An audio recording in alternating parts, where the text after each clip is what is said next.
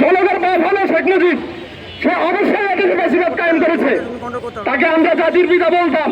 15 বছর জাতির পিতা বঙ্গবন্ধু ওই যে কি বলে, শুধু আমার মনে হলো গুরুস্থানটা করা বাকি আছে। হসপিটাল থেকে স্টেডিয়াম থেকে শুরু করে সবকিছু করা শেষ, শুধু গুরুস্থানটা করা বাকি ছিল। এই হলো আমাদের দেশের কালচারের অবস্থা। তৃতীয় পর্যায়ে এদেশের অন্যতম একজন রাষ্ট্রপতি, স্বাধীনতার স্থপতি আমি বলবো মেজর জিয়াউর রহমানকে। ওনাকে হত্যার মধ্যে দিয়ে যার শাসন ব্যবস্থা এদেশে কায়েম হলো, আমি ওনার ভালো দিকগুলো বলবো, খারাপ দিকগুলো বলবো। ভালো দিক অবশ্যই ছিল, কিন্তু পরবর্তীতে একই স্টাইলে, শেখ মুজিব স্টাইলে যে শাসন ব্যবস্থা উনি এদেশে কায়েম করেছিল, এদেশের ছাত্র জনতার হাতে তার নির্মম পতন হয়েছিল।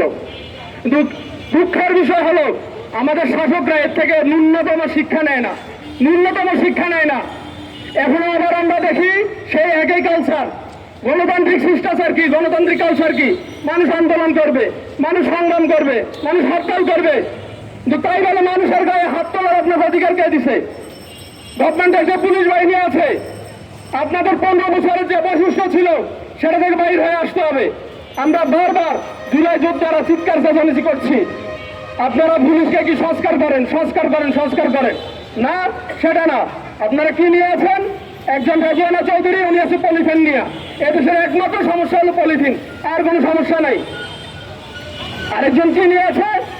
ওই যে এখানে এই সমস্যা, মানে দেশের এছাড়া কি? এরপর দ্বিতীয় আমাদের যে রাজনৈতিক দলগুলোর কাজ কি?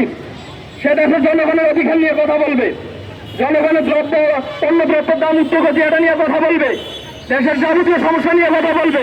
কিন্তু এই দেশের একমাত্র একটা সমস্যা এখন নির্বাচন।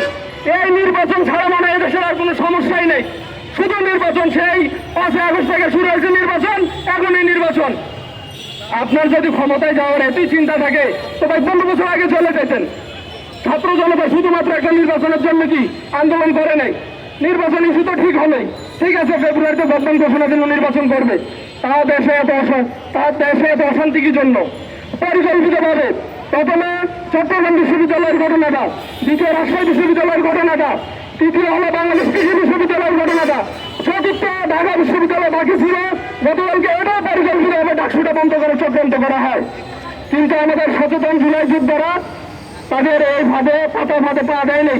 তো আমি বলবো যেগুলাই ঘটতেছে দেশের এই দেশ বিরোধী ভারতপন্থী কিছু আমলা, কিছু এজেন্সি, তারা এই কাজগুলো পরিকল্পিতভাবে করাচ্ছে। দেশবাসীর প্রতি আমাদের উদাত্ত আহ্বান থাকবে, এই যে